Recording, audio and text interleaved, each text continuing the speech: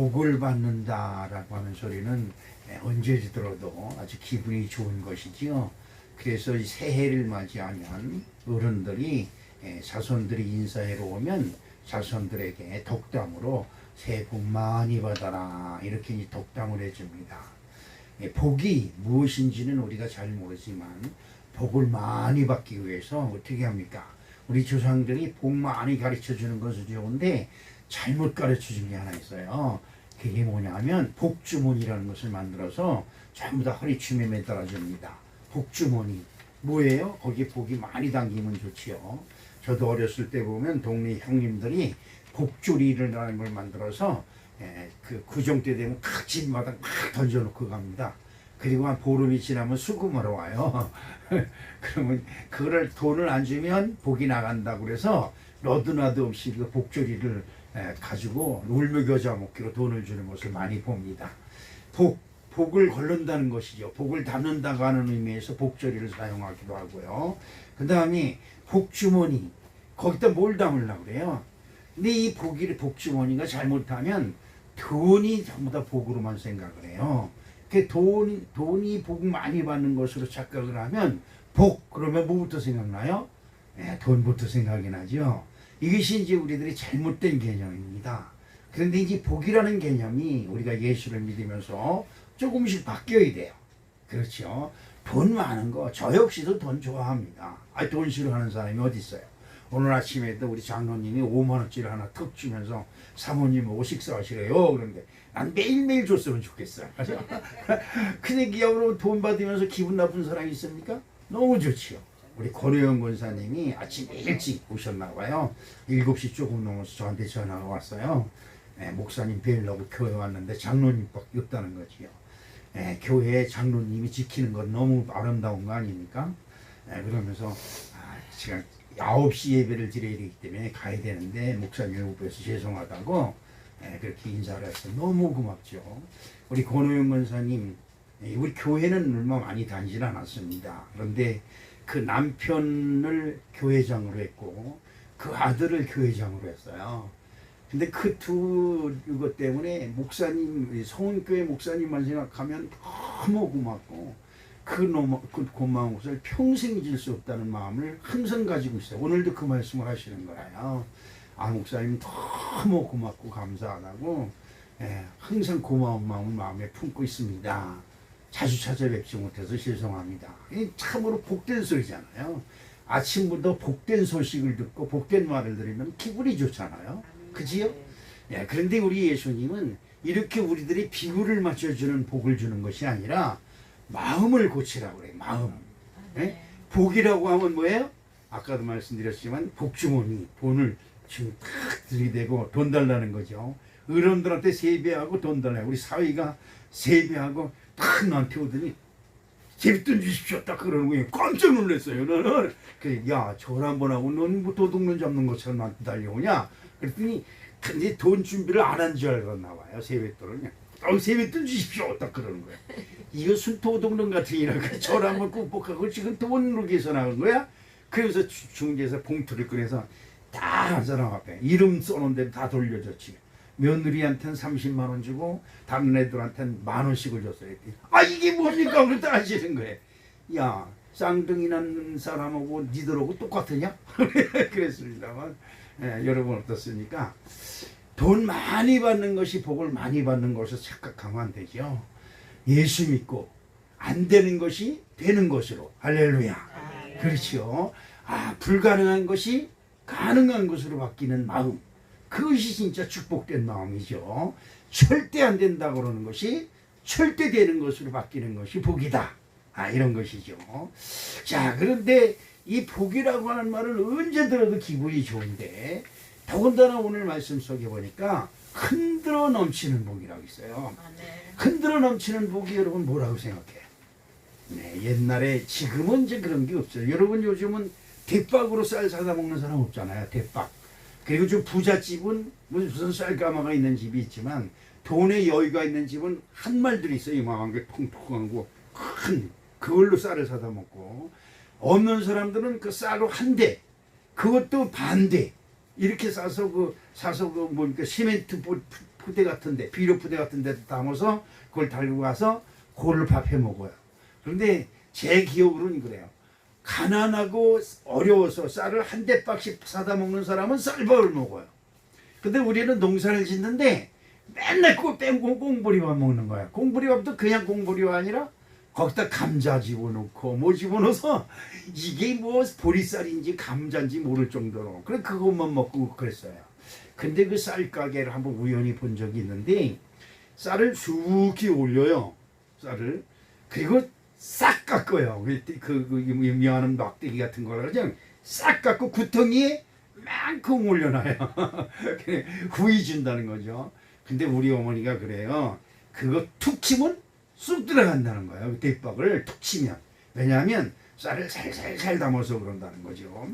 근데 오늘 말씀하는 흔들어 넘치는 복이 뭘까요?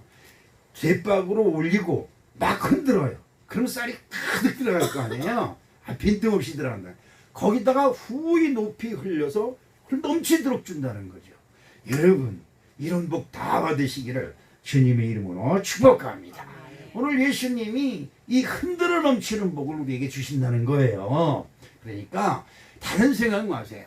여러분 부정적인 마음이 들어오면 예수님이 아무리 좋은 축복의 말씀을 들어도 해도 다 튕겨버려요. 그런데 어떤 말씀을 해도 그 말씀을 나에게 주신 말씀이다 라고 받으면 그것이 뭐예요? 화가 변하여 복이 되고 할렐루야.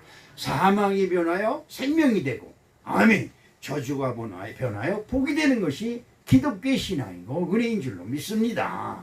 그런데 오늘 말씀 속에 보니까 그 흔들어 넘치는 복의 비결이 뭐냐?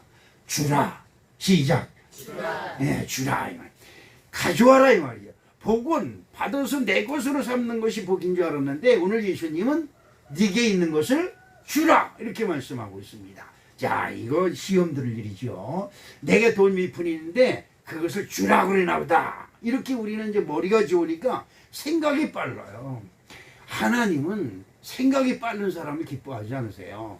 그냥 어린아이가처럼 어린아이처럼 주라 그러면 네 그리고 줘요. 그렇죠? 내 욕심 많은 아이는 주라 그러면 엥 하고 뒤로 감치지만 그래도 어린아이서부터 될성 싶은 아이는 주라 그러면 자기 있는 걸 그냥 내주는 사람 아이들이 있어요. 오늘 우리 사랑하는 성도 여러분, 예수님이 우리에게 어떻게 준다? 어떻게 복을 준다? 흔들어 넘치게 준다. 할렐루야. 자, 흔들어 넘치는 복을 받읍시다. 옆 사람에게, 뒷 사람에게 한번 해봅시다. 흔들어 넘치는 복을 받읍시다. 우리는 남을 축복하는 것에 인색해요. 남의 흉가한 거는 잘 지적하는데 내가 너를 사랑한다. 내가 너를 축복한다. 하나님이 너와 함께 하신다. 이런 말 하기가 저도 그래요. 저도 이런 인사를 하기가 쑥스러워서 잘 못해요. 근데 그 외국에 보면 살람마리쿰이라고 하는 인사가 있어요. 그 중동 지역의 인사가 살람마리쿰 그래요. 살람마리쿰이 뭐냐니까 하나님이 너와 함께 하신다. 이런 얘기예요. 여러분 우리들이 길거리 나가서 하나님이 당신과 함께 하시길 원합니다 이래봐요. 좀 미친놈 아냐 이러지요. 교회에서도 그런 인사를 하면 이성적이 뭐야? 그리고 소름 끼쳐요. 그렇죠? 우리는 남을 축복하는 것에 다 인색해요. 우리나라 사람들이 제일 듣기 어려운 얘기가 뭘까? 사랑한다는 얘기죠. 남편하고 살면서 사랑한다는 소리를 한 번도 못 들었다는 얘기를 어디서 듣냐? 여석시내 고향에 그 시골에 가서 늙은 부위부들 만나면 사랑한다는 소리를 어떻게 해 쑥스럽게 그 쪽팔리게 남사스럽게 이래요. 남자들이 사랑한다는 소리 하면 무슨 체면이 걸리고 그 뭡니까 그 상투가 날아가는 것처럼 이렇게 생각을 해요. 근데 이 미국이나 이런 사람들은 I love you를 얼마나 잘하는지 몰라요. 그런 걸 처음 들으면 우리가 좀 쑥스럽고 좀 뭐라고 그래요? 좀 어색해지요. 그런데 우리는 하나님을 믿는 사람이잖아요. 하나님이 당신을 축복하십니다. 이렇게 인사. 한번 저에게 한번 해보세요. 이게 한번 반봉어리야. 이게 참 우리들은 남을 축복하는 것, 남에게 복 주는 말하는 것을 아주 어려워요. 그런데 살람마리쿰 그러면 하나님이 당신과 함께하고 하나님의 평강이 당신과 함께 원합니다. 이런 뜻이에요.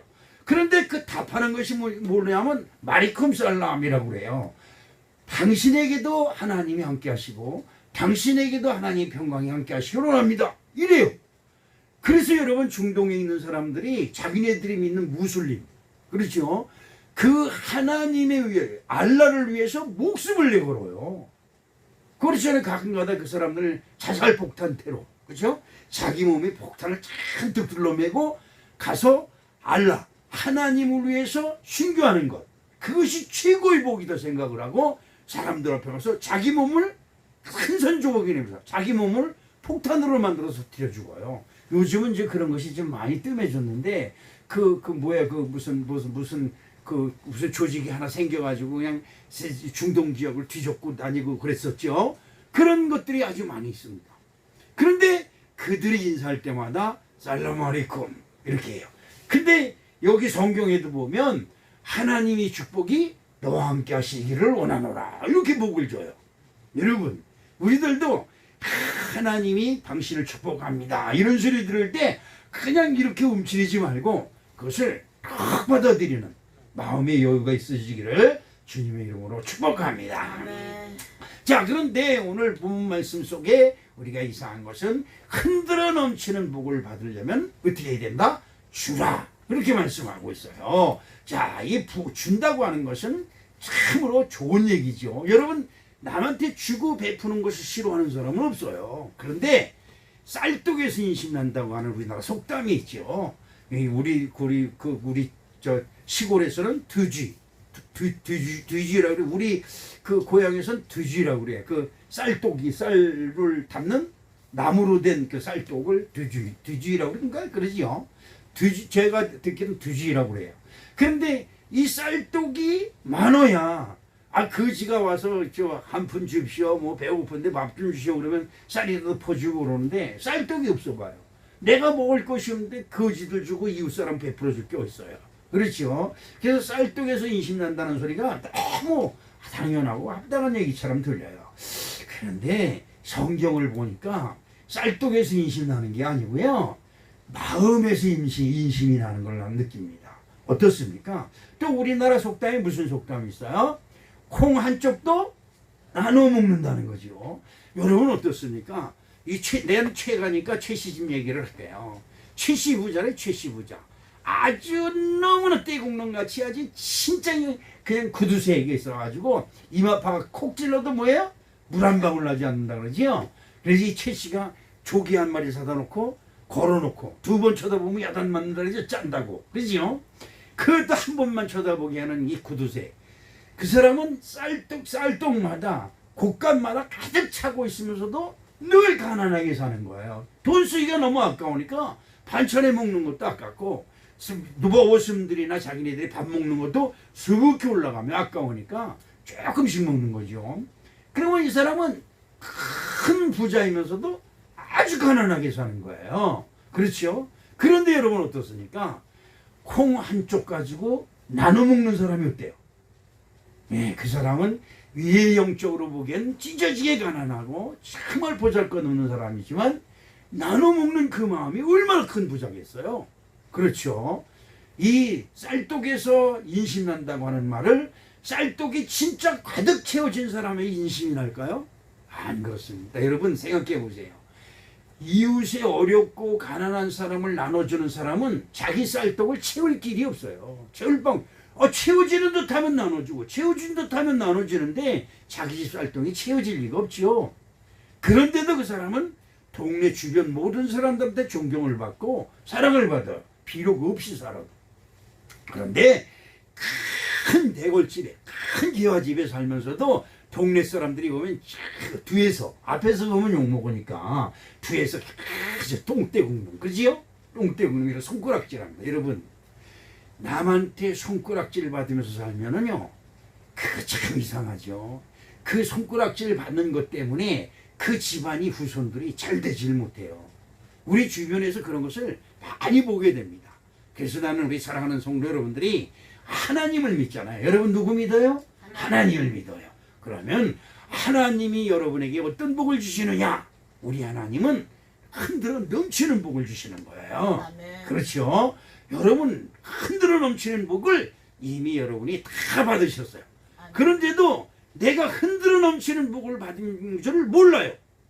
그렇죠? 이것이 이제 문제인 것이죠. 자, 성경에서 그런 마음을, 그런 하나님의 복을 받는 사람을 한번 찾아보는데, 창세기 24장 1절을 지금 주보에 나와 있는 한번 성경을 찾아볼까요? 아브라함이 나이가 많아 늙었고 여호와께서 그에게 뭐예요? 범사의 복을 주셨더라. 여러분, 범사의 복이 뭘까? 에이, 난 그렇습니다. 범사의 복이라고 하면 제가 무식한 생각으로는 내가 하는 것마다 막 복이 생겨서 그냥 돈이 막 벌어지는 것 같이 그렇게 생각을 하지만, 범사의 복이라고 하는 것은 뭘까요? 우리에게 향하신 하나님이, 그리스도 안에서 우리에게 향하신 하나님의 뜻이 뭘까요? 여러분, 그것이 뭘까? 항상 기뻐하라. 그 다음에 범사에 감사하라. 여러분, 범사에 감사한 사람은 범사에 형통한 거. 할렐루야. 범사, 여러분, 우리가 범사에 감사한 마음을 가질 수 있는 건 뭘까요? 그렇죠.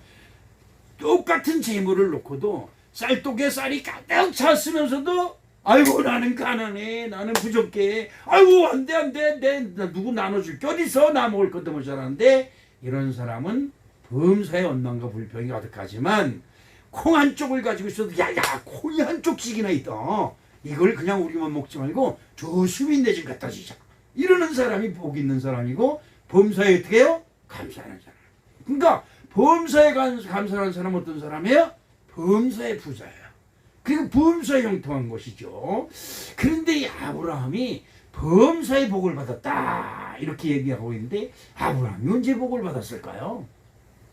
자, 한번 잠깐 생각해 본다면, 아브라함이 75세에, 지금 75세 된 저도 75세가 되려면 아직도 새까매요. 아직도 멀어요. 여러분은 어떠세요? 75세 되려면 아직 아주 멀었죠. 그렇죠? 그런데 여러분은 얼마나 복받은 사람이에요. 아브라함은 밑살에 75세에 예수 믿기 시작했어요. 그런데 75세에 예수를 믿기 시작했는데 어떤 시험이 왔느냐? 그냥 100세 25년 동안 신앙생활에서 겨우겨우 아들을 하나 낳았는데, 그 아들을 어디다? 모리아 산상에서 하나님께 바쳐야 되는 엄청난 시험이 들어왔습니다. 여러분, 이런 시험을 이길 사람이 없어요. 여기 있는 목사도 마찬가지입니다. 저도 여러분에게 설교하지만 그 설교는 내가 완벽하게 완벽해서 여러분에게 이렇게 하는 겁니다라고 설교하는 게 아니에요. 나도 전하는 사람이나 듣는 사람이나, 그렇죠? 같이 은혜 받는 거예요. 할렐루야. 그렇죠. 그런데 75세에 예수를 믿고 100세에 겨우 자식을 하나 얻었는데, 그 자식을 모리아 산상에서 하나님께 제물로 드렸어요. 이거 뭐 쉬운 일 아닙니다. 이거 쉬운 일 아니에요. 그런데 그때 나이가 몇 살쯤 되었을까? 그렇죠. 그때 이삭이 모리아 산상에서 하나님께 제물로 드려질 때가, 그 나이가 정확히 나와 있잖아요, 성경에. 근데 그 주변 환경을 따져서 계산해 보니까, 이 머리 좋은 사람들이 계산하는 거예요. 저는 머리가 둔해서 계산을 못했는데 인터넷 찾아보니까 15세에서 25세 사이였을 것이다, 이렇게 뭐 여러 가지 근거를 가지고 이제 제시를 하더라고요. 그러면 이삭의 나이가 15살에서 25세쯤 되었으면, 아브라함의 나이는 100세의 아들을 얻었으니까 아브라함의 나이가 115세에서 125세 정도 되었을 거예요. 그때 하나님께로부터 인정을 받는 엄청난 사건이 벌어졌지요. 뭐 때문에? 자기한테 주어진 자기 아들, 세상에 하나밖에 없는 자기 자식을 하나님께 준 거예요. 오늘 주라 라고 말씀하신 것처럼 내게 있는 자식을 하나님께 내어놓는 것이죠. 이것 때문에 하나님으로부터 그 믿음을 인정받아서 모든 범사의 복을 받기 시작을 했다는 것이죠. 우리 한번 읽어볼까요? 창세기 22장 12절 말씀을 한번 읽어봅니다. 사자가 이르되 그 아이에게 내 손을 대지 말라. 그에게 아무 일도 하지 말라. 내가 내 아들 내 독자까지라도 내게 아끼지 아니하였으니 내가 이제야 내 하나님을 경외하는 줄을 아노라. 아멘. 자, 여기서 중요한 것이 있어요. 우리가 생각하기에는 내 하나밖에 없는 아들이다 이렇게 생각하고 있죠. 근데 이 하나밖에 없는 것을 하나님이 내놓으라니까 딱 하나님께 내놨어요. 이게 뭐예요? 하나님께 준 거지요. 하나님께 드린 것이지만 하나님께 준 것이에요. 그러니까 하나님이 생각해, 우와, 저거는 하나님도 생각하기에 나도 내 아들을 너희들에게 주기가 너무나 힘든데 저놈은 지 아들을 나한테 내놨다. 하나님이 놀란 것이죠. 나는 우리 사랑하는 성도 여러분들이 어떤 주변 환경과 조건이 여러분들을 굴복시키고 여러분들을 시험으로 이끌다 할지라도 그것을 딱 극복하고 하나님이 이렇게 놀라는 신앙이 되시기를 주님의 이름으로 축복합니다. 네. 그렇지요. 그것이 쉬운 것 같지만 어려운 겁니다. 그랬더니 그 어려운 것을 했더니 여러분 콩 한 알밖에 없는데 그 반쪽을 이웃에게 나눠준다는 것이 쉬운 얘기예요? 저는 콩을 이빨이 시원치 않으니까 딱딱해서 못 먹으니까 에이 너나 먹어 이렇게 나눠줄 수는 있을 것 같아요. 근데 내가 배고파서 죽겠어요. 여러분 땅에 떨어진 고구마, 땅에 떨어진 빵 조각을 주워 먹어본 적 있어요? 없지요? 저는 있어요. 네? 저도 부잣집에서 살았지만 어느 날 배가 얼마나 집을 나왔거든요.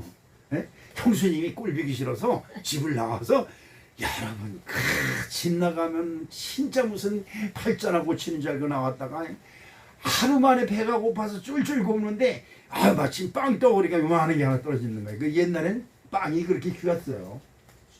그걸 나도 모르게 그걸 집어서 입에 떴는데 얼마나 맛있는지 몰라요. 에? 그렇게 배고파 본 거죠. 그런데 여러분 이렇게 귀한 것 이런 것이 진짜 먹어보지 않은 사람은 몰라요. 그런데 콩 한쪽 배가 고파서 진짜 쓰러지게 생겼는데 콩 한쪽 있는 걸 남에게 나눠준다는 것이 보통 일이 아니에요. 말은 쉬워요. 그러나 그렇게 하기가 어렵지요. 그 하기 어려운 것을 극복하는 것, 그렇게 하기 어려운 것을 우리 예수님이 십자가를 지고 십자가에 죽기까지 순종을 했기 때문에 천하 만민이 그 앞에 무릎을 꿇는 것처럼 하기 어려운 헌신과 신앙을 했기 때문에 아브라함이 하나님으로부터 인정을 받아서 어떤 복을 받았을까? 여러분 어떤 복을 받았을까? 아브라함이 복주머니를 가지고 와서 소리에 세뱃돈 달라고 저 자루를 벌렸을까요? 자, 뭐 어떤 복을 받았나 한번 찾아봅시다. 창세기 22장 18절에 주부에 보니까 어떤 말씀이 있어요? 또 내 씨로 말미암아 천하 만민이 복을 받으리니 이는 내가 나의 말을 준행하였음이라 하셨다 아니라. 아멘. 여러분 한 번 더 읽어보십시다. 이 말씀은 진짜 마음에 와닿고 진짜 우리가 받아야 될 큰 복이 아닐까 싶어요. 다시 한번 읽어봅니다. 또 내 씨로 말미암아 천하 만민이 복을 받으리니 이는 내가 나의 말을 준행하였음이라 하셨다 아니라. 아멘. 그렇죠. 내 자식으로 말미암아 내 자식 때문에 다른 사람들이 복을 얻는다는 게 엄청난 거죠. 이건 보통 큰일이 아니죠. 여러분 그렇습니다. 여러분 이것은 진짜 큰 복이에요. 이것만큼 더 큰 복이 없어요. 여러분 이 세상에 내가 잘 되는 것이 좋아요? 자식이 잘 되는 게 좋아요? 그렇죠? 내가 잘 되면 그게 다 자식한테 주지만 자식이 잘못되면 내가 받은 것이 다 날아가 버려요. 그래서 부모들이 이구동성하는 것이 그저 자식이 잘 되는. 그래서 자식 입에 못 들어가기만 하면 나는 안 먹어도 배부르다 그러죠. 그렇죠? 그래서 아브라함에게 하나님이 주신 복은 뭐냐? 네가 네 자식을 아끼지 않았으니까 내가 너에게 복을 주되 네 자식으로 말미암아 어떻게? 천하 만민이 복을 받는다 이 말이에요. 믿으시면 이건 진짜 기가 막힌 은혜가 아닐 수가 없어요. 자, 그러면 오늘 본문에 보면 주라 그리하면이라고 말씀하고 있습니다. 주는 것이 복이 있다고 하는데 그러면 무엇을 어떻게 주어야 할지 알아야 되잖아요. 네, 이것을 지금서부터 저와 여러분이 같이 은혜 받는 시간이 되도록 하겠습니다. 첫 번째로 뭘 주면 될까? 여러분 뭘 주면 하나님께서 야, 너 잘했다 이렇게 말씀하실 것 같아요. 모르지요. 모르니까 이제 그래도 제가 목사가 있는 거예요. 그러니까 그렇죠? 자, 첫 번째로 뭘 주냐? 사랑을 주라 말씀하고 있습니다. 뭘 주라고? 사랑. 사랑은 뭐예요? 사랑. 여러분, 사랑은 뭐예요? 사랑 그러면 남녀간에 짝짝꿍 만나고, 이거 우리 어떤 사람이 그래요. 남녀간에 제일 먼저 사랑을 하면 뭐부터 한다? 주둥이 박치기부터 한다 그래요. 난 그게 무슨 소린가 그랬더니 키스한다는 소리를 그게 북한 말이라고 그래요. 주둥이가 박치기 한다고. 그래서 나는 처음에 그게 머리가 둔하니까 그게 무슨 소리인지 몰랐어요. 여러분, 사랑은 뭘까요? 정말 사랑은 뭘까요? 그 기독교는 사랑의 종교죠. 사랑의 종교입니다. 우리 하나님이 우리를 사랑하시고 우리 예수님이 우리를 사랑하셔서 우리를 죄악과 멸망 가운데서 구원하셨다는 것을 믿는 사랑의 증거예요. 그러면 사랑은 뭘까요? 원수도 사랑할 수 있는 마음이 사랑이라고 성경은 오늘 우리에게 가르치고 있습니다. 누가복음 6장 27절을 한번 볼까요? 어떤 말씀이 있습니까? 그러나 너희 듣는 자에게 내가 이르노니 너희 원수를 사랑하며 너를 미워하는 자를 선대하며 라고 기록하고 있고요. 누가복음 6장 28절에 너희를 저주하는 자를 위하여 축복하며 너희를 모욕하는 자를 위하여 기도하라 라며 사랑의 방법을 알려주고 있습니다. 그렇습니다. 이 참 좋은 말이죠. 여러분 어떻습니까? 좋은 말이죠. 야, 나를 핍박하고 나를 모욕하는 자를 위해서 축복하며 기도할 때 미워, 저놈 새끼 미워 죽겠습니다. 저거야 멸망받게 해주세요. 이런 기도는 안 하잖아요. 하나님 앞에. 그렇지요? 그렇습니다. 너희 원수를 사랑하며 너를 미워하는 자를 선대하며, 너무나 멋있는 소리예요. 그런데 이게 너무 쉬운 말이지만 너무 어려운 말이에요. 여러분 어때요? 우리들 마음속에서 일어나는 이 감정을 추스린다는 것이 쉬운 일이 아니에요. 이건 쉬운 일이 아닙니다. 원수를 사랑하는 것, 나를 저주하는 자를 축복하는 것, 나를 모욕하는 자를 위해서 기도하는 것, 이게 쉬운 일이겠습니까? 그렇죠. 저도 목사이지만 여러분과 똑같은 감정의 동물입니다. 전 기분 나쁘면 전 다혈질적인 사람이에요. 성질 잘 내고 화도 잘 내고 그냥 확 했다가 확 시끄러지고 아주 하루에도 수백 번 바뀌어요. 내 얼굴을 보면 내가 화날 때 제가 화 푸는 방법이 하나 있어요. 여러분들 그런 방법 한번 써보세요. 어떤 방법이냐? 화가 나잖아요. 무슨 이유가 있든지 화를 나면 내가 손해요. 그렇죠? 전 이제 그걸 하나 깨달았어요. 내가 화내면 내가 손해가 나요. 그래서 막 화를 내다가 너 뭐 하는 거야? 이래요. 그러면 내가 화난 모습이 쑥스러워져요. 그럴 때 내 화난 모습을 어디다가 어떻게 해결하느냐? 거울 앞에 내가 서는 겁니다. 거울 앞에 서서 내가 내 눈을 탁 깔아봐요. 근데 내가 화났을 때 내 눈이 어떠냐? 살기가 등등해요. 정말 그렇습니다. 제가 내 거울을 딱 보면서 내 눈을 봐요. 살기가 등등해요. 그러면 내가 나한테 뭐라 그래요? 야, 너 무섭다. 그러면 나도 모르게 화가 슬슬 사라져요. 그런데 이게 말이죠. 앞뒤가 좀 바뀌었으면 좋겠어요. 화내기 전에 화내면 안 된다. 그리고 참아야 되는데 화를 막 다 내놓고 그냥 막 발산해놓고 나서 이러면 안 되지. 그럼 벌써 때가 늦은 거예요. 화를 다 냈으니까. 그렇죠? 이건 참 그렇습니다. 우리들이 그래서 죽을 때까지 이 문제를 풀어야 돼요. 그래서 하나님께 한마디 엎드려서 주님이여 이 부족한 것을 용서해달라고 기도하는 것이죠. 그렇습니다. 원수를 사랑하는 것, 이 너무나 아주 쉬워요. 원수를 사랑해야 됩니다. 그러면 너를 저주하는 자를 축복해야 됩니다. 이렇게 얘기하기는 쉬워요. 그러나 솔직히 저 역시도 이게 어려운 거예요. 그런데 여러분 왜 그럴까요? 하나님을 믿는 믿음보다 내 성격에 감정이 앞서기 때문에 그래요. 우리 어른들이 그러죠. 법은 벌고 뭐가 가깝다? 주먹이. 아이고 우리 김정일 지사님 주먹을 많이 쓰는 것 같아. 그치? 저런 사람들 옆에 갈 땐 조심해야 돼. 언제 주먹이 날라올지 모르니까. 그치요? 그렇습니다. 저는 주먹은 잘 못 써요. 싸움을 여태까지 70평생 살았지만 누구하고 싸움해 본 적이 없어요. 예? 얼마나 착하게 자랐어요. 근데 성질이 못되는 거예요. 그래서 내가 나를 하기 때문에 가끔가다 최가들을 막 욕해요. 아니 내가 최가인데 왜 최가를 욕하냐. 최가 성질이 못됐거든요. 그렇습니다. 성질은 못내요. 근데 뒤끝이 없어요. 네, 그것은 하나 좋은데 이제 조금 더 좋아져서 화내기 전에 화가 올라오는 것을 큰 믿음으로 적재하고 이것을 달래고 그리고 싹 수그러들면 얼마나 좋아요. 근데 그걸이 진짜 어려운 거예요. 화내고 나서 그러면서 하나님 이 내 화내는 모습을 보십시오. 그러면 그때마다 생각나는 거 있어요. 하나님이 나를 보고 확 화낸 얼굴을 하는 것 같은 기분이 들어요. 그럴 때 천둥이 치면 싹 오그러들면서 하나님 잘못했다고 회개하는 것이죠. 여러분 믿음으로 말씀으로 우리의 못된 감정을 다스릴 수만 있다고 한다면 우리는 정말 행복한 사람이 될 줄로 나는 믿습니다. 이사야서 50장 6절을 한번 볼까요? 어떤 말씀이 있느냐. 나를 때리는 자들에게 내 등을 맡기며 나의 수염을 뽑는 자들에게 나의 뺨을 때리며 수욕과 침뱉음을 피하려고 내 얼굴을 가르지 아니하였으며 라고 이사야 선지자는 많은 날 오실 하나님의 아들 예수님의 모습을 우리에게 설명하고 있는 것입니다.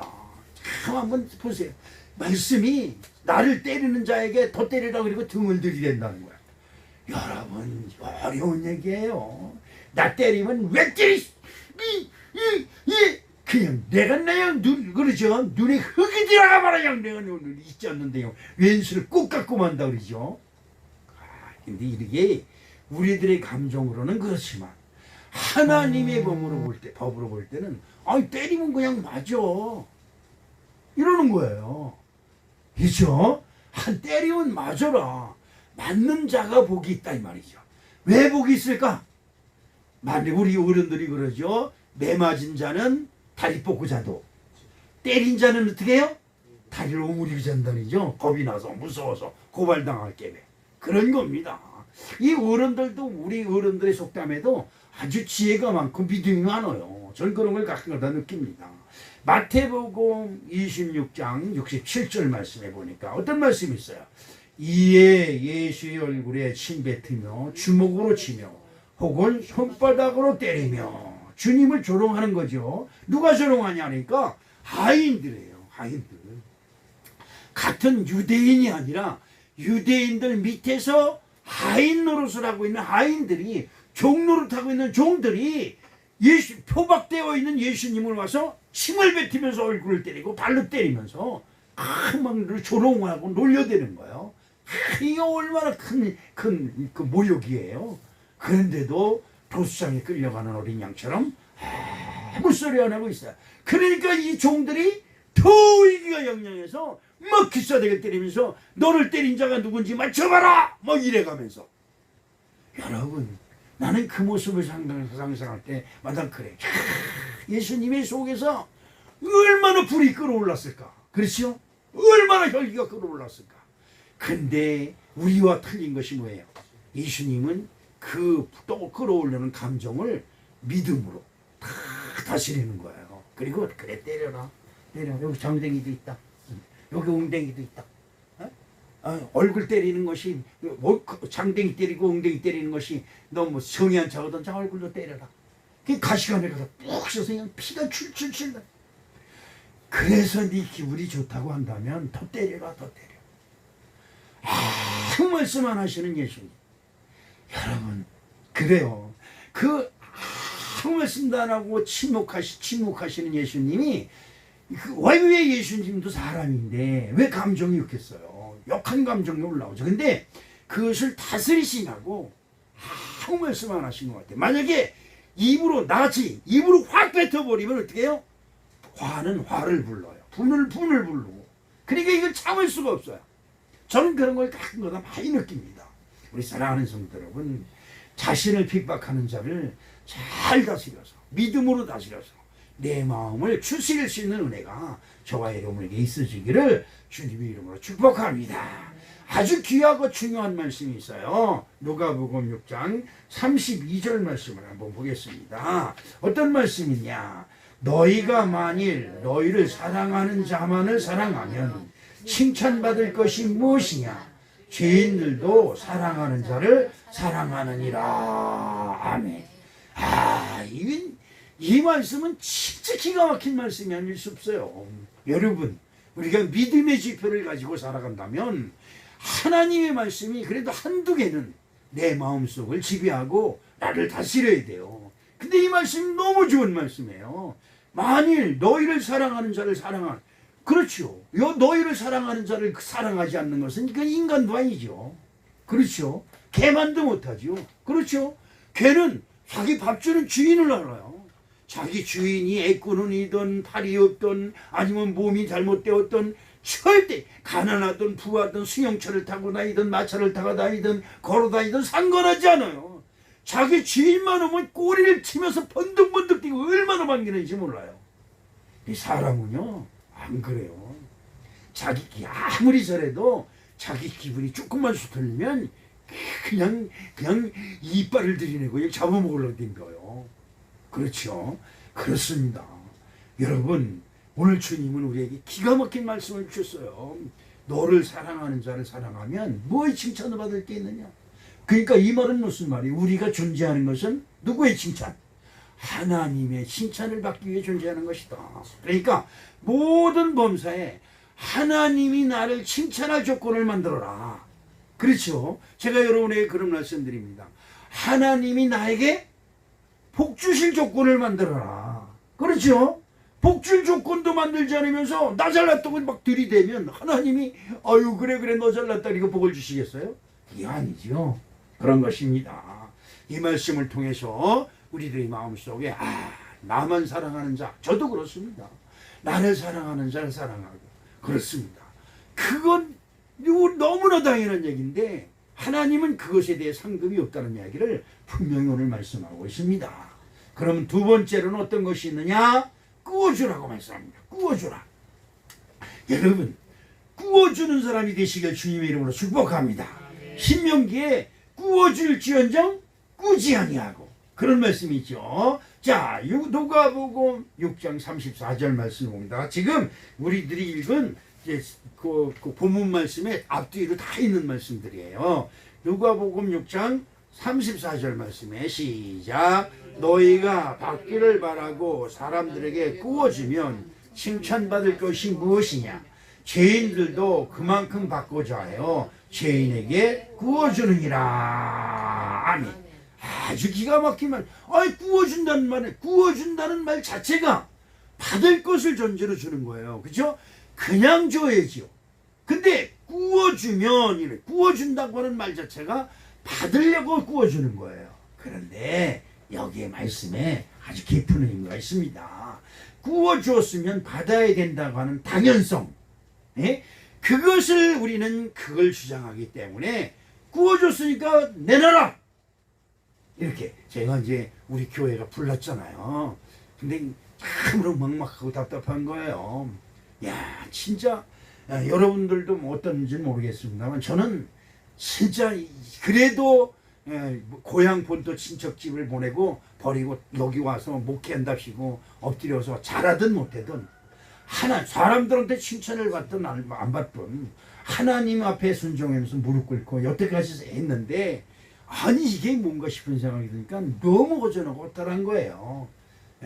그런데 여기 비닐하우스까지 와가지고 이거는 아니다 싶은 생각이 들어서 사실 전 목회고 뭐고 다 팽개치고 그냥 마음대로 하십시오 이렇게 하려고 그랬던 적이 있었어요. 그런데 여러분 어떻습니까? 그때 우리 교회에서 남한테 빌려준 것도 있고 우리 교회에서 믿음으로 다른 데 심은 것도 있고 이런 것이 다 떠오르는 거예요. 결과를 보자. 시작. 결과를 보자. 결과를 보자. 그래 사람들이 나한테 뭐라고 하든 아이고 치약거린도 못하는 것이 뭘 선교랍시고 뭐하고 가난하다 나눠주고 뭐 어쩌고 저쩌고 여러 가지로 나를 핍박하고 그럴지라도 좋다 이 말이에요. 좋다. 내가 내 내가 솔직히 고백합니다. 내가 내 기분과 나의 기준으로는 절대 그런 짓 안 합니다. 그렇죠? 나 쓸 것도 부족한데 뭔 짓이에요? 그러나 하나님의 기준을 적용시키면 더하여 주지 못한 것이 부끄럽죠. 그래서 그때 포기하려고 할 때 그런 생각이 드는 거야. 결과를 보자. 이 생각이 어떻게 해서 났냐면 어느 교회 목사님 부부가 우리 교회를 방문했어요. 와서 보더니 그 사모님이 목사님 그러면서 눈물을 흘리는 거예요. 목사님 교단에서 볼 때는 그냥 활발하고 명쾌해 가시고 그냥 친교도 좋고 그러신 분인데 와서 보니까 그게 아니다는 거죠. 나는 이런 형편에서는 목사님처럼 다른 사람 앞에 그렇게 쾌활하고 명랑하게 그렇게 하지 못할 거다 이 말이죠. 그러면서 눈물을 흘려요. 우리가 목사님이 행하는 것 다 듣고 있습니다. 그러니까 다른 것에 나눠주고 베풀고 한 것은 다 알고 있단 말이죠. 하나님이 반드시 좋은 결과가 있을 것입니다. 어떤 결과가 있을지 기대해 볼게요. 이러는 거예요. 그날 그 말을 그냥 듣고 흘렸는데 나중에 그 생각이 내가 딱 다 집어치고 그렇잖아요. 오늘 다음 주부터 교회 문 닫습니다. 예배 안 드립니다. 예배 드리고 싶은 사람 다른 교회 가세요. 그럼 끝이에요. 아무것도 아니잖아요. 그런데 그때 그 생각이 딱 떠오르는 거예요. 끝을 보자. 끝을 보자. 세상 모든 사람들은 나에게 돌을 던지고 세상 모든 사람들은 나에게 침을 뱉으며 조롱할지라도 하나님이 하신다면 끝이 있을 것이다. 나는 그 생각을 한 거예요. 여러분 어떻습니까? 죄인들도 받으려고 구워주잖아요. 그런데 받기를 바라고 구워주면 칭찬받을 것이 무엇이냐 이 말이죠. 여러분 이 다툼 구워줬으니까 난 당연히 나한테 줘야 된다 라고 하는 이것 때문에 뭐가 일어나요? 다툼이 일어나요. 시비가 일어나요. 고소고발이 일어나는 것이죠. 이 안전문자가 예배를 방해. 그것 때문에 사람 잃고 돈 잊어버리고 이걸 우리 주변에서 너무 많이 보는 거예요. 구워줄 만한 사람이 얼마야? 어떤 사람이요? 가까운 사람이고 서로 신뢰할 만한 사람이에요. 그런데 구워줬는데 주기를 바라지요. 받기를 바라지요. 안 주면 그 사람의 양심을 위해서 그냥 기도할 따름이지 그것 가지고 미워하고 시비하고 송사하지 말라는 거예요. 그렇죠? 그것입니다. 출애굽기 22장 26절로 27절 말씀을 한번 보아요. 어떤 말씀이 있느냐. 내가 만일 이웃의 옷을 전당 잡거든 해가 지기 전에 그에게 돌려보내라. 그 몸을 가릴 것이 이뿐이라. 이는 그 살에 오신즉 그가 무엇을 입고 자겠느냐. 그가 내게 부르짖으면 내가 들으리니 나는 자비한 자임이니라 라고 말씀하셨고 잠언서 3장 27절로 28절에 내 손이 선을 베풀 힘이 있거든 마땅히 받을 자에게 베풀기를 아끼지 말며 내가 있거든 이웃에게 이르기를 갔다가 다시 오라 내일 주겠노라 하지 말며 잠언서 11장 24절 25절에는 흩어 구제하여도 더욱 부하게 되는 일이 있나니 과도히 아껴도 가난하게 될 뿐이니라. 구제를 좋아하는 자는 풍족하여질 것이요 남을 윤택하게 하는 자는 윤택하여지리라 라고 말씀하고 있습니다. 잠언서 19장 17절에 가난한 자를 불쌍히 여기는 것은 여호와께 꾸이는 것이니 그 선행을 갚아주리라. 아멘입니다. 여러분 어떻습니까? 다 너무나 기가 막힌 말씀들이 쫙 내열되어 있는 것이에요. 다 어떻게 해요? 베풀고 주는 거예요. 주는 것은 뭐예요? 당장 손해보는 것이죠. 내가 손해본다고 하는 생각을 가지면 여러분 아무것도 못해요. 하나님께 헌금하는 것도 내 것을 드린다고 생각하니까 못하는 거예요. 그런데 하나님이 나에게 건강 주시고 직장 주시고 일을 주시고 수익이 있게 하시고 농사에 수확이 있게 하시고 이런 것이 너무나 감사하잖아요. 여러분 텔레비에 이런 말 해서 죄송합니다만 무슨 자동차 사고 나는 뭐 프로그램이 있어요. 요즘 뭡니까 블랙박스 거기에 사건 있고 CCTV에 다 찍히잖아요. 그것 가지고 사람이 그냥 차에 재선 막 넘어지고 그냥 차끼리 부딪혀가서 사고가 났는데 뭐 어떻게 해요? 사고가 났으면 그걸 빨리 수술 빼가지고 치료하고 이러는 게 아니라 지금 우리들의 이게 상식이 어떻게 되냐? 누가 잘못했느냐를 먼저 따져요. 병원에 가는 건 둘째예요. 이게 우리들의 세상의 인식이 아주 이상해졌다는 거예요.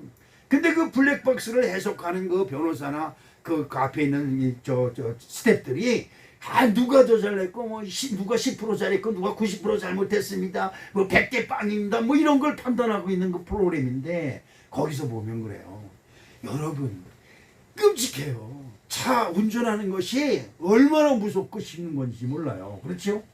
아니 그런데도 저도 30년 한 50년 운전을 했어요. 50년. 33살에 면허 따가지고 지금 한 40년 운전을 한 것 같은데 여태까지 한 번도 꽝 해서 뭐 사고 난다든지 다른 사람을 슬쩍 쳐서 뭐 다치겠다든지 그런 게 없어요. 내가 잘해서 그런 걸까요? 진짜예요. 그런 거 보면 하나님 그냥 나도 모르게 하나님 감사합니다. 얼마나 감사해요. 그렇죠? 여러분 강탄 시내를 가봐도 차가 양쪽에 서 있잖아요. 차 뒤에서는 언제 누가 뛰어넘을지 몰라요. 전에 한번 새벽비도 오는데 길에서 뭐 시커먼 게 확 뛰어오는 거야. 근데 밑에서 차 밑에서 우다다다닥 소리가 나는 거야. 이거 쳤다. 큰일 났다. 그래서 그냥 차 세워놓고 내려서 보니까 뭐가 하나 시커먼 게 막 도망가는 거예요. 요만한 고란인지 뭐 오솔인지 아니면 고양인지 뭔지 몰라요. 아이고 살았으니 고맙다.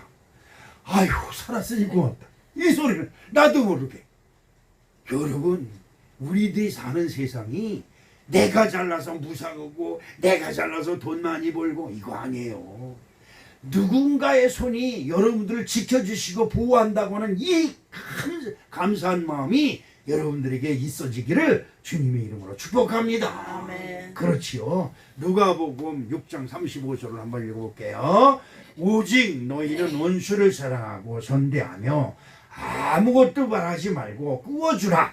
그리하면 너희 상이 클 것이요 내 지극히 높으신 이 아들이 되리니 그는 은혜를 모르는 자와 악한 자에게도 인자하시니라. 이런 말씀하고 있습니다.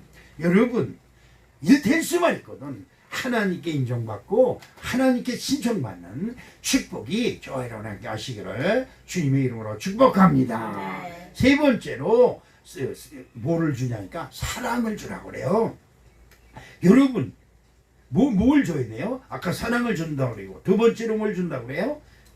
구워주라고 했죠. 세 번째로 이제 한번 보겠습니다. 세 번째로 뭐가 있을까? 한번 보니까 자비를 베푸는 자가 복이 있다고 그랬습니다. 뭘 베풀어요? 자비. 자비가 뭘까요? 자비. 누가복음 3장 36절에 너희 아버지의 자비하신 같이 너희도 자비로운 자가 되라 라고 말씀하고 있습니다. 자비는 무엇일까요? 이 자비는 불교의 아주 대명사예요. 불교에서는 부처님을 대자대비하신 부처님이라고 말씀하고 있습니다. 그런다고 하면 이 대자대비 아주 자비는 뭘까요? 그것은 큰 사랑으로 중생들을 불쌍히 여긴다는 뜻이에요. 그냥 자비가 아니라 대자, 대비 아주 크게 사랑하고 불쌍히 여긴다고 하는 뜻이죠. 그러면 하나님이 말씀하시는 자비는 무엇일까요? 에베소서 5장 1절로 2절 말씀을 한번 읽어볼게요. 그러므로 사랑을 입은 자녀같이 너희는 하나님을 본받는 자가 되고 그리스도께서 너희를 사랑하신 것 같이 너희도 사랑 가운데 생하라. 그는 우리를 위하여 자신을 버리사 향기로운 제물과 생축으로 하나님께 드리셨느니라 라고 말씀하고 있습니다. 사랑, 아까도 말씀드렸지만 말하기는 쉽습니다. 그런데 실천하기가 진짜 어려운 것이 사랑이에요. 나에게 죄 지은 자를 위하여 내가 대신 죽었을 수 있을까요? 여러분 나에게 진짜 못된 짓을 한 사람을 위해서 내가 너 대신 내가 감옥 가줄게 이럴 사람이 있을까요? 여기 있는 목사도 절대 그런 짓을 못할 것 같아요. 그렇죠?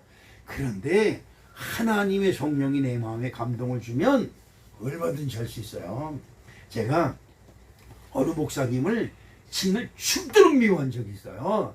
저놈의 새끼 내가 아직 내 3일간 근데 이게 믿음이 있다는 거예요. 3일간 내가 금식하고 그때 내 너를 반드시 죽이고 나도 인생 끝내버린다. 이런 얼마나 꼴보기 싫었으면 그렇겠어요. 그리고 그냥 3일 동안 기도하고 그냥 그 기도 끝마다 무슨 기도를 해요? 저 목사 내가 때려 죽일 겁니다. 이런 기도를 했어요. 근데 3일 되는 날 마지막에 하나님 나에게 딱 은혜를 주시면서 너 나를 사랑하냐 그러는 거예요. 그럼 여러분 어땠어요? 여러분이 지금 여러분에게 주님이 너 나 사랑하냐 물어보면 여러분 뭐라 그럴 거예요? 이 대답을 못해요? 이 우리나라 사람들이 사랑한다는 소리를 못해요. 사랑한다는 소리를 나 주님을 사랑합니다. 그러니까 어떻게 해요? 교회에 나와 앉아있는 거 아니에요? 사랑도 안 하면서 못으로 나와 있어요. 그죠? 하나님을 사랑하는 마음이 있어야 나오는 거죠. 사랑하지 않는 마음 가지고 교회에 나와 있어요. 그렇죠? 그런데 주님이 나한테 물어보시는 거예요. 너 나를 사랑한다 했느냐? 진짜 사랑하냐? 그러니까 사랑하니까 여기서 기도하고 있는 거 아니야? 내가 당당히 그랬어요. 근데 너 내일 좀 하랬는데 그렇게 억울하냐? 딱 그러는 거예요. 제가 거기서 아주 가부러졌습니다. 목사님은 뭐예요? 하나님이라는 사람 하잖아요. 근데 그 하나님 하는 사람을 네가 왜 미워하냐 이 말이에요. 내가 깜짝 놀랐습니다. 저 6개월 동안요 그 말씀 하나에 6개월 동안 온 교회에 관리 집사라고 6개월 동안 아직 입 꽉 다물고 마스크 콱 쓰고 그리고 나 죽었습니다. 나 잘못했습니다. 그리고 봉사한 적이 있어요. 정말 얼마나 눈물을 흘리면서 참았는지 몰라요. 내가 얼마나 가식적으로 큰 엉입니다. 야, 그때는 설교할 때가 아니죠. 그때는 평신도 뜰 때니까 진짜 그 은혜를 지금도 잊지 못해요. 그래서 딱 내 마음속에 성질이 확 날 때 그 말씀이 들어요. 너 나를 사랑한다 하면서 그것도 못해? 여러분 어떻습니까? 여러분 하나님 사랑하십니까? 이 아멘 소리가 이렇게 시원치 않을까? 그 예배 끝나면 저기 빵하고 우유 있으니까 그때 기운 차리는 걸로 하고 여러분 사랑하십니까? 아이고 큰일 났어요. 우리 교회 성도님들 목사가 시원치 않으니까 어제 우리 전도사님 때 그래서 아이고 내가 얼른 은퇴하고 좋은 목사가 와야 우리 전도사 같은 사람 아프지 않고 병이 벅벅 날 텐데 그렇죠? 그랬더니 뭔 말이냐 번쩍번쩍 뛰면서 나한테 문자를 보냈더라고요. 여러분 어떻습니까? 정말 그렇죠. 나에게 죄 지은 자를 위해서 내가 대신 죽어줄 수 있느냐? 어림도 없는 소리죠. 어린 반푼어치도 없는 소리. 이건 미친 소리예요. 나한테 죄 지은 것도 그냥 진짜 때려 죽이고 그냥 고발하고 고소하지 않는 것만으로도 천만다행인데 그 사람들의 죄를 내가 대신 받아준다는 게 말이 됩니까? 말이 안 되는 거죠. 우리들의 사람의 기준과 감정으로는 있을 수도 없는 얘기예요. 그런데 하나님은 하셨어요. 우리는 절대적으로 못하는데 하나님은 하셨다는 거예요. 요한복음 3장 16절을 봅니다. 하나님이 세상을 이처럼 사랑하사 누굴 줬어요? 독생자를. 독생자가 누구예요? 하나밖에 없는 아들이에요. 하나는 독생자를 주셨으니 이는 그를 믿는 자마다 멸망하지 않고 영생을 얻게 하려 하심이라. 하나님을 외면하고 거역하고 말씀을 무시하고 내 맘대로 내 뜻대로 내 고집대로 내 성질대로 사는 악독한 우리를 구원하시기 위해 외아들을 이 땅에 보내시고 우리의 죄를 대신하여 형벌로 죽임을 당하신 것이 하나님입니다. 아멘입니까? 여러분 믿으십니까? 네, 그렇습니다. 우리는 할 수 없지만 누구네요? 하나님은 하시는 거예요. 로마서 5장 8절 말씀 읽어봅니다. 우리가 아직 죄인 되었을 때에 그리스도께서 우리를 위하여 죽으심으로 하나님께서 우리에게 대한 자기의 사랑을 어떻게 해요? 확정하셨느니라. 이것이 진정한 자비입니다. 자비. 대자 대비는 뭐예요? 자비. 불쌍히 여기고 사랑하는 마음 때문에 내가 대신 죽을게. 내가 너를 대신해서 죽고 내가 너를 대신해서 형벌을 받고 내가 너를 대신해서 매를 맞고 내가 너를 대신해서 피를 흘리고 내가 너를 대신해서 죽어줄게. 너는 제발 살아서 영생의 축복, 천국의 축복을 받아라. 이것이 하나님의 뜻인 것입니다. 여러분 말은 쉽지만 실천하기가 어려워요. 그래서 우리는 절대 내 자존심 절대 굽히지 않습니다. 내 고집 절대 꺾지 않습니다.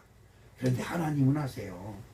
자, 그러면 이 자비를 실천하는 방법이 도대체 어떻게 하면 자비를 실천하는 것일까요? 누가복음 6장 37절로 38절을 한번 읽어보겠습니다. 비판하지 말라. 그리하면 너희가 비판을 받지 않을 것이요. 정죄하지 말라. 그리하면 너희가 정죄를 받지 않을 것이요. 용서하라. 그리하면 너희가 용서를 받을 것이요.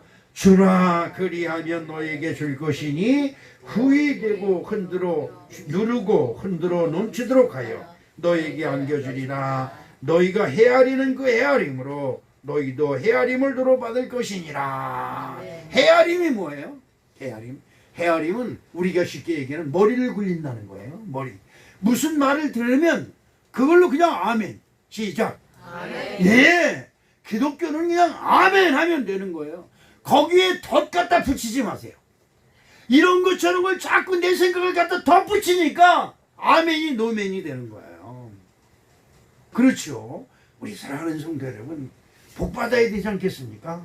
흔들어 넘치는 복, 정말 그렇게 되길 바라요. 콩 한쪽을 보고도, 우리 새벽 기도 오면 우리 저 김칠승 원사님이 살고, 검은 봉다리 있다면 요만큼을 싸가지고 이게 뭐예요? 살구라는 거죠. 주웠다는 거예요. 아, 그래요? 사모님이 너무 좋아하실 것 같아서 가져왔다는 거죠. 그래서 난 못 먹었어요. 집에 갔더니 김칠승 원사님 당신 주라고 그래. 근데 집사님은 와 멋있어. 당신도 한번 먹어. 아니 너 주려고 했어. 그래. 근데 옆에서 그걸 먹는 거 보니까 침이 꾹꾹꾹 넘어가는 거예요. 여러분 어떻습니까? 작은 것이지만 사랑을 느끼죠. 사랑. 어저께는 우리 장로님이 목사님 여기 오이 몇 개 놓고 가요. 근데 보니까 계단에다가 여기 좋게 쌓아놓고 갔어요. 아니 그때 봉다리다 하면서 계단에 또 놨을까? 그래서 너무나 감사한 거예요. 그 사랑이 막 느껴지는 것이죠. 주라.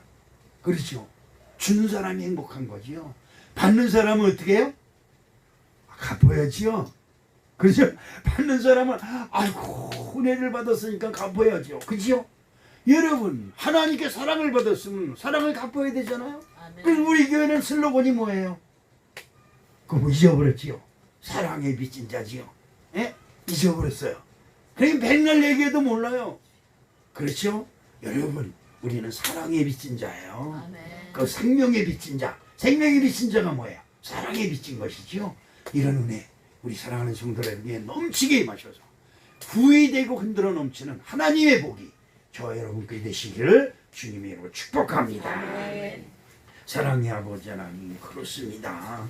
우리는 힘이 인악하고 부족합니다. 힘이 흔들어 넘치는 복을 받을 수 있는 믿음을 주시옵시고 은혜를 주시옵소서. 예수님의 이름으로 기도합니다. 아멘.